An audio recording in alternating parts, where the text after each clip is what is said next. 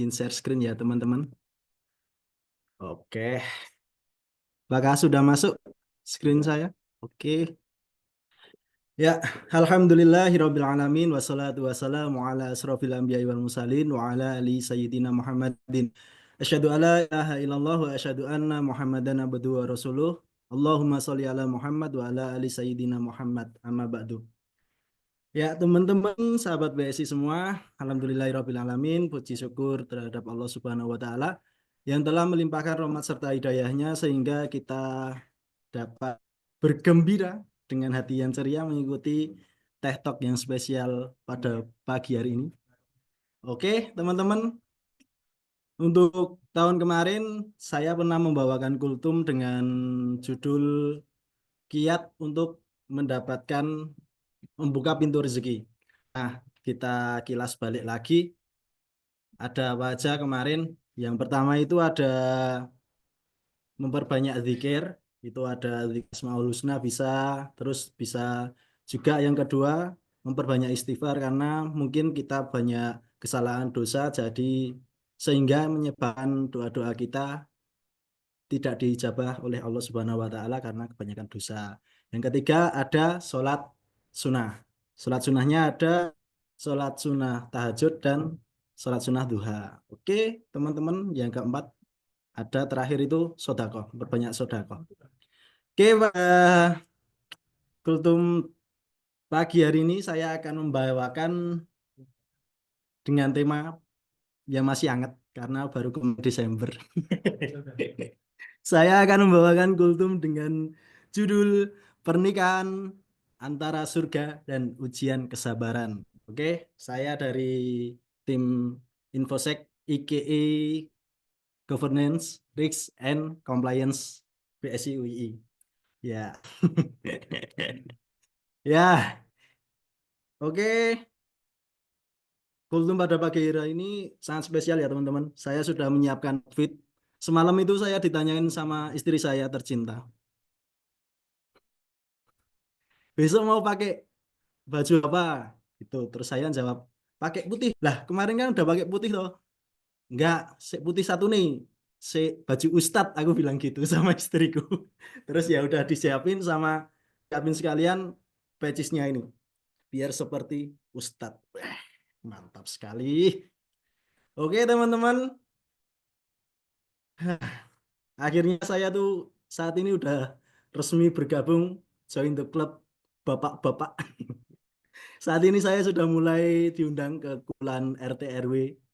Terus ya pokoknya gendurenan gitu udah diundang juga karena udah berkeluarga.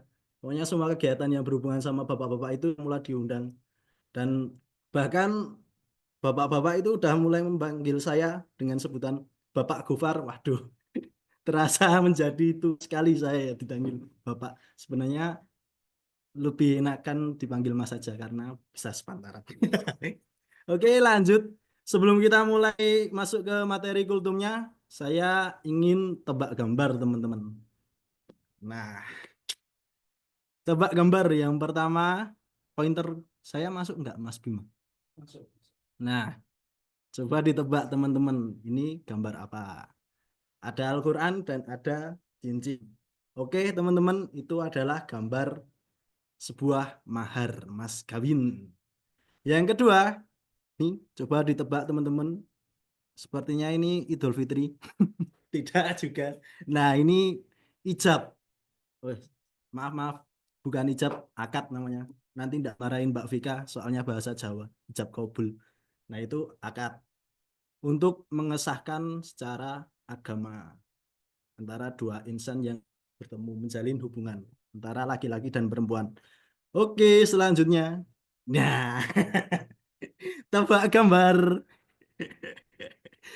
Bentar-bentar teman-teman, jangan fokus ke orangnya ya. Fokus ke yang warna hijau berbentuk kotak. Bisa di zoom nggak ini? Ke zoom ya? Nah, ini teman-teman. Itu adalah sebuah bukti atau apa ya? Simbol, simbol bahwa sudah sah, sudah sah diakui agama dan negara. Nah, ini penting, buku nikah. Oke, masuk ke materi lagi ya, teman-teman. Nah, Allah sudah menyebutkan dalam Quran surat Ar-Rum ayat 1. Sebentar saya bacakan. Yang di situ kurang jelas. Saya baca di Al-Quran HP aja. Ar-Rum 21. Oke. A'udzu billahi minasyaitonir rajim. Bismillahirrahmanirrahim. Wa min ayatihi an khalaqakum min anfusikum azwajan litaskunu ilaiha waja'ala bainakum mawaddatan wa rahmah. Inna fi dzalika laayatin liqaumin yatafakkarun. Yang artinya di antara tanda-tanda kebesarannya ialah bahwa Dia menciptakan pasangan-pasangan untukmu dari jenis dirimu sendiri agar kamu merasa tentram kepadanya. Dia jadikan di antaramu rasa cinta dan kasih sayang. Sesungguhnya pada yang demikian itu benar-benar terdapat tanda-tanda kebesaran Allah bagi kaum yang berpikir. Oke, teman-teman. Lanjut. Oke, dari Anas bin Malik radhiyallahu anhu, beliau juga berkata bahwa Rasulullah Shallallahu alaihi wasallam bersabda, "Jika seseorang menikah, maka ia telah menyempurnakan separuh agamanya. Karenanya bertakwalah kepada Allah pada separuh lainnya." Jadi kalau seseorang insan manusia itu menikah, maka dia sudah menyempurnakan separuh agamanya. Maka dari itu yang udah siap, ayo, Dorabi. Lanjut. Mas Agus, Mas Agus. Oke, lanjut. Kita lanjut. Rasulullah juga bersabda pada hadis riwayat Al-Bukhari nomor 5066 dan Muslim nomor 3400 yang isinya, wahai para pemuda, barang siapa di antara kalian yang mampu menikah, yo nikah. Karena menikah itu lebih dapat menahan pandangan dan lebih dapat menjaga kemaluan. Barang siapa yang tidak mampu menikah, hendaklah berpuasa. Karena puasa adalah taman syahwat. Oke, teman-teman. Ini sebuah reminder dan bisa dijadikan note bagi kaum-kaum yang masih sendiri ini. Bisa dijadikan note, sik wis do kemeceri dijadikan note. Kalau udah mampu kayak nikah, kalau belum mampu ya puasa. Gitu Mas Agus. Oke, selanjutnya kita masuk ke hukum nikah. Hukum nikah ini bisa apa ya? Kondisional ya teman-teman.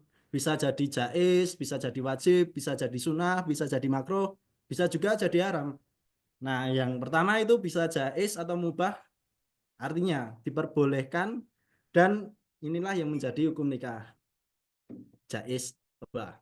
Yang kedua itu wajib, jikalau orang yang telah mampu atau sanggup menikah. Bila tidak menikah, dikhawatirkan ia akan terjerumus ke dalam perzinahan. Maka hukum menikah itu wajib dengan orang-orang dengan kondisi seperti itu. Yang ketiga, hukumnya sunnah, yaitu orang yang sudah mampu menikah tetapi masih sanggup mengendalikan dirinya dari godaan yang menjurus ke perzinahan, itu sunnah. Yang keempat ada hukum makruh, yaitu orang yang akan melakukan dan telah memiliki keinginan atau hasrat tetapi ia belum mempunyai bekal untuk memberikan nafkah tanggungannya, itu makruh teman-teman. Selanjutnya itu ada hukum nikah ya haram, yaitu orang yang akan melakukan pernikahan tetapi ia mempunyai niat yang buruk, itu haram. Seperti niat menyakiti perempuan atau niat buruk lainnya. Oke, slide selanjutnya. Nah, sekarang ada tujuan nikah, teman-teman. Yang pertama itu untuk memperoleh kebahagiaan dan ketenangan hidup sakinah. Ketentraman dan kebahagiaan adalah idaman setiap orang. Nikah merupakan salah satu cara hidup supaya hidup menjadi lebih tentram. Oke, yang kedua ada untuk membina rasa cinta dan kasih sayang. Tadi kedua poin sudah disebutkan ya teman-teman dalam surat Ar-Rum ayat 21, itu ada di sana. Agar hidup bahagia, tenang, lalu membina rasa cinta dan kasih sayang, ada di surat Ar-Rum Artinya tadi sudah saya bacakan. Oke, selanjutnya yang ketiga, untuk memenuhi hasrat yang sah dan diridhoi Allah Subhanahu wa taala. Yang keempat, untuk melaksanakan perintah Allah. Nah, maka dari itu karena ini perintah Allah, nikah itu dianggap sebagai ibadah. Yang kelima, mengikuti sunnah Rasulullah. Ya, teman-teman, sunnah Rasulullah. Tapi jangan ditiru sunnahnya mempunyai istri banyak ya, teman-teman. Karena kalau udah mampu nggak apa-apa sih. Kan mengikuti Nabi. Kalau belum mampu, jangan. Jangan ya, Dik ya. Selanjutnya, sesuai dengan hadis riwayat Bukhari dan Muslim. Nikah itu adalah sunnahku. Barang siapa tidak senang dengan sunnahku, maka bukan golonganku. Yang selanjutnya, keenam, untuk memperoleh keturunan yang sah. Sesuai dengan Quran Surat Al-Kahfi ayat 46. Yang artinya harta dan anak-anak adalah perhiasan kehidupan dunia. Itu tadi tujuan nikah, teman-teman. Selanjutnya, nah ini sih penting untuk yang teman-teman yang belum ada rukun nikah. Rukun nikah itu sesuatu yang wajib ada ketika kita melaksanakan akad nikah.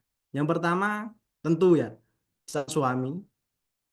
Tentu, misal cewek nggak ada calon suaminya terus nikah sama siapa, nanti penghulunya bingung. Yang dari kalau bingung. Selanjutnya dari ada calon istri, tentu syaratnya ada itu tadi. Beragama Islam, yang pertama.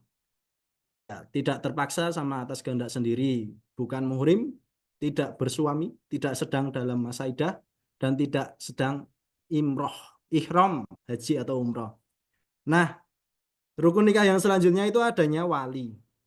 Wali syaratnya mu'alaf, Islam mukalaf, Islam bahasa sehat akal. Yang kedua, laki-laki merdeka, bukan budak ya teman-teman. Lalu walinya itu ada sifat adil di dalamnya dan tidak sedang dalam ihram. Selanjutnya ada 2 orang saksi. Kalau saya kemarin saksinya satu dari pihak perempuan dan satu dari pihak laki. Dan yang rukun yang paling penting terakhir adalah adanya ijab dan qabul. Dengan kata-kata nikah atau semakna dengan itu berurutan antara ijab dan qabul. Itu teman-teman untuk rukun nikahnya. Nah, ini masuk ke bagian yang paling ditunggu. Sebuah tips. Ya. Yang pertama ada hadis riwayat nomor 5090 dan Muslim nomor 1466. Yang isinya perempuan itu dinikahi karena 4 perkara. Yang pertama, hartanya. Yang kedua, keturunannya. Yang ketiga, kecantikannya. Yang keempat, karena agamanya. Tapi pilih yang beragama agar selamat dari dirimu. Nah, itu. Karena pernikahan itu ibarat kata adalah sebuah wifi. Ya gimana ya, saya kan dulu orang NDC.